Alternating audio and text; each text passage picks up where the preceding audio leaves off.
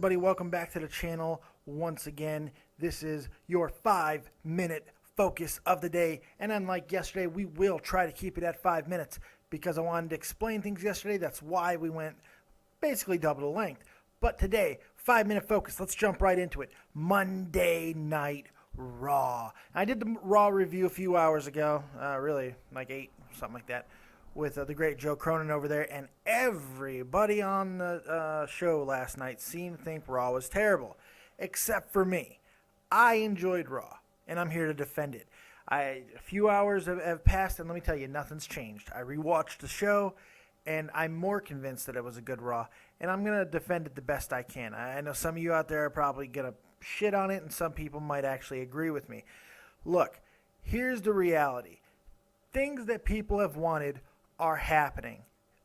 Mainly, fucking a little bit of unpredictability. A little bit of unpredictability. Luke Harper and Eric Rowan being put into this angle, while it might seem like it's out of nowhere and a little weird, and to an extent, it is out of nowhere, but it builds something. I like what they did with this, and I'll tell you why. Luke Harper being the new Intercontinental Champion, beating Dolph Ziggler, which, by the way, is another thing people are kind of losing their minds over, it is a nice change of pace. The guy's a monster. He's getting a big push.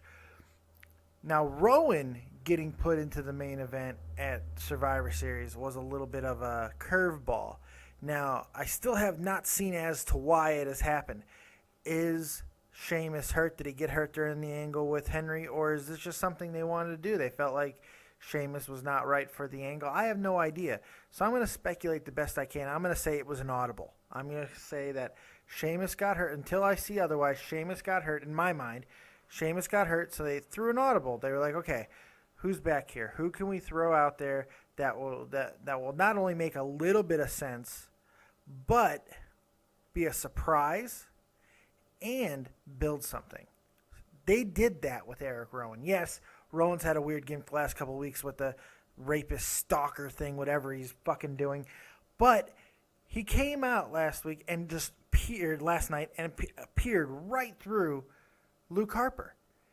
And I'll tell you, for one, it's a balance of one Wyatt goes one way, the other Wyatt goes the other. I like that because now it's a full split.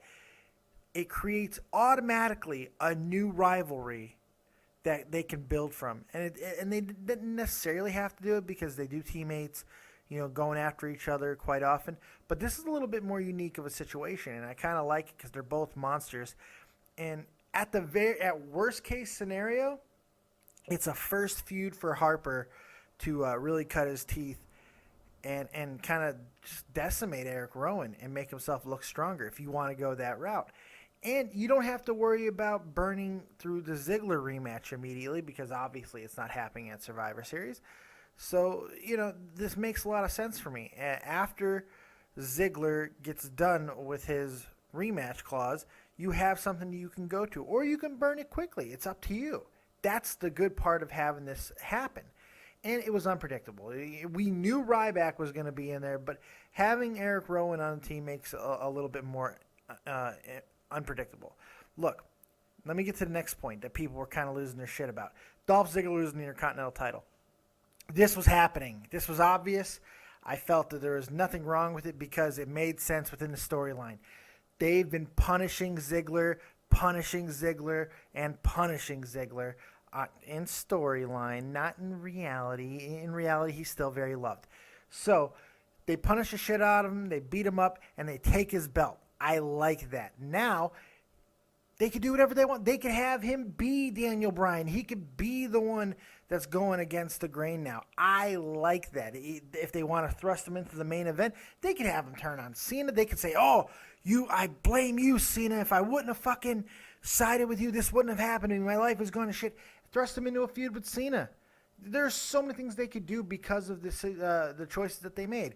All right, real quick, I'm running out of time in the 5 minutes, so I want to hit the other things that were boggling my mind last night that I want to talk about. Grumpy Cat, not as bad as I thought it was going to be. I did kind of wish he was going to claw the Miz's fucking eyes out there in one of those skits. The Bunny, we got Bunny humping. He humped Adam Rose. He humped the air. Bunny humps all. I kind of liked it. It was interesting. It was different. And I loved the slow descent of Adam Rose into fucking pure fucking insanity. I like that. Lawler made a Puppies reference. We didn't get that. We also got a WCW reference last night. Those are two things that don't happen all the time, so that was pretty cool. What else happened? Oh, Ryback. Okay.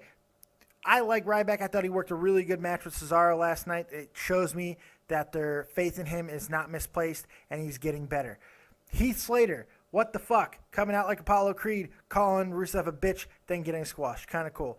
I like the fact that they threatened Sheamus with deportation. That was kind of neat, even though they ended up both, him and the Big Show got destroyed pretty bad. Diva shit was a mess last night. There was really nothing good to come out of that. Big E made his first vignette for New Day. I'm getting more excited about New Day. And the 8-man tag. The 8-man tag was very fucking sweet. It was good. It sets up a great fatal 4-way for the tag team titles at Survivor Series. I like that. Mizdow, barely getting in the match, but stole it once again.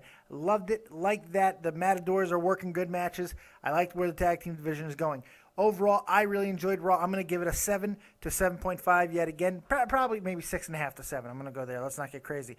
Good Raw. Solid Raw. It was pretty fucking good for a go-home show because I think there's still going to be a little uncertainty going into Survivor Series. That's all I got. Like, subscribe, comment below. I'm just a little bit over 5 minutes, so, it's good. Peace out. Talk to you tomorrow. Same time. Boom.